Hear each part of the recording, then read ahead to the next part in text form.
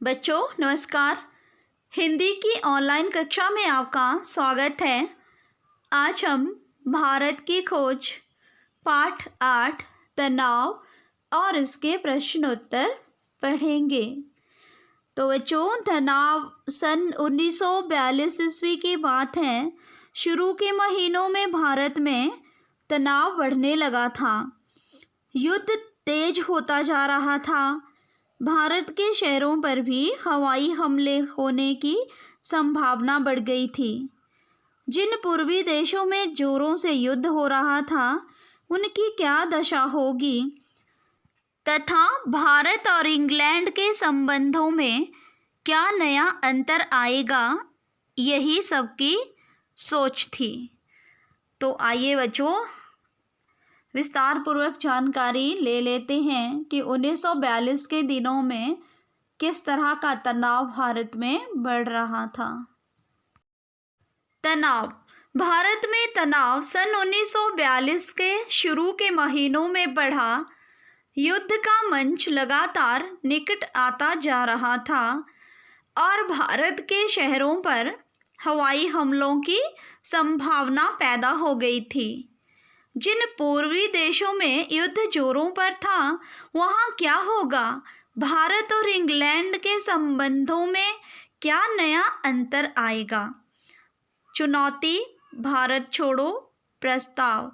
इसमें बहुत सारी चुनौतियाँ थी और साथ ही साथ भारत छोड़ो प्रस्ताव को भी पास करना था। बम्बई मतलब आधुनिक मुंबई 7 और 8 अगस्त को अखिल भारतीय कांग्रेस कमेटी ने खुली सभा में उस प्रस्ताव पर विचार किया और बहस की जो अब भारत छोड़ो प्रस्ताव नाम से जाना जाता है। वह एक लंबा और विशद प्रस्ताव था। उसमें अंतरिम सरकार बनाने का सुझाव दिया गया था। ऐसी सरकार जो मिलीजुली हो, जिसमें सभी महत्वपूर्ण वर्गों के लोगों का प्रतिनिधित्व हो और जिसका पहला काम होगा मित्र शक्तियों के सहयोग से भारत की सुरक्षा और अपनी सारी हथियारबंद और अहिंसक शक्तियों के साथ बाहरी हमले को रोकना।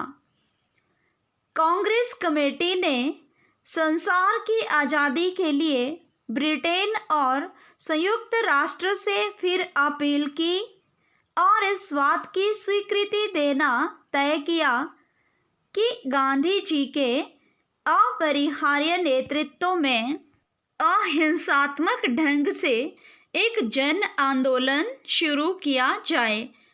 अपरिहार्य होता है बच्चों अनिवार्य। यह स्वीकृति उसी समय लागू होती जब गांधी जी ऐसा निर्णय लेते। अंत में कहा गया कि कमेटी कांग्रेस के लिए शक्ति हासिल करना नहीं चाहती। ताकत जब भी आएगी तो वह भारत की सारी जनता की होगी।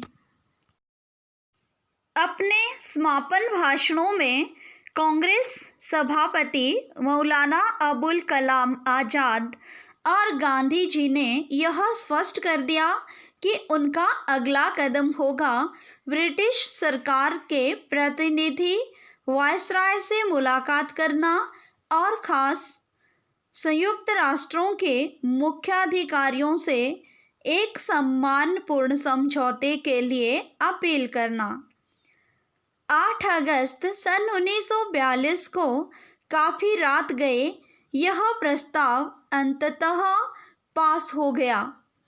कुछ घंटे बाद 9 अगस्त की सुबह सुबह बम्बई में और पूरे देश में अनेक स्थानों पर बहुत सी गिरफ्तारियां हुई और इस तरह हम अहमदनगर के किले में आए।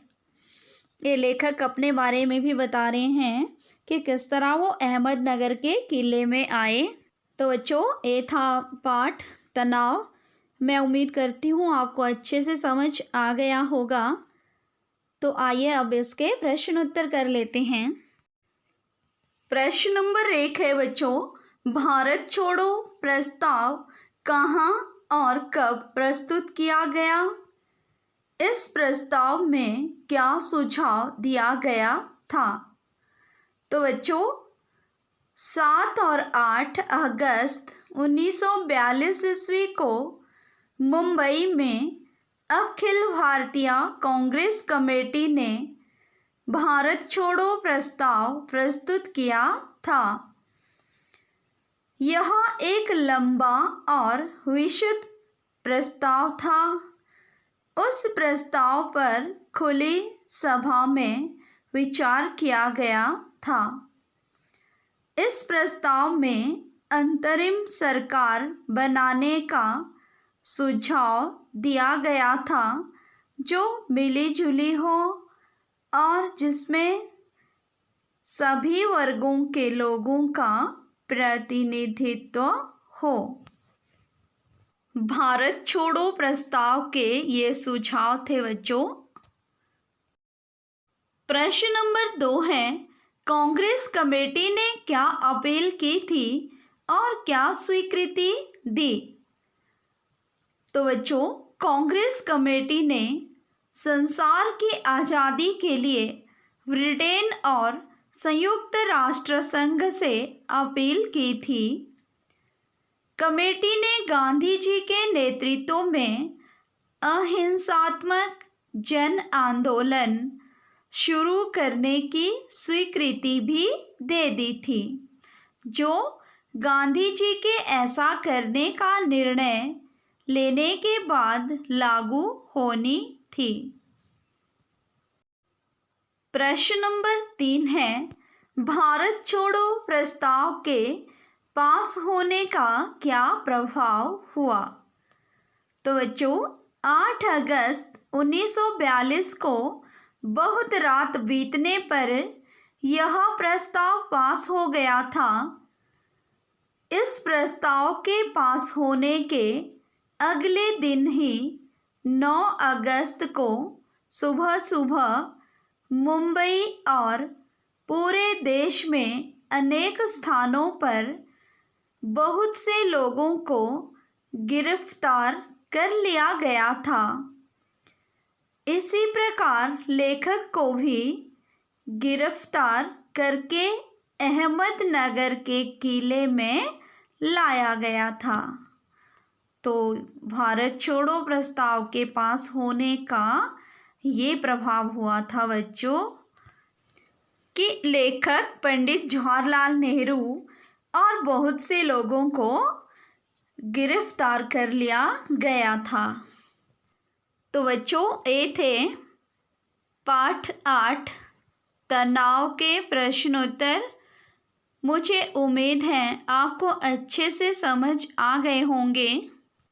आपने पूरी वीडियो को ध्यानपूर्वक देखना है, समझ के साथ सुनना है और उसके पश्चात तीनों प्रश्नों के उत्तर लिखने भी हैं और याद भी करने हैं।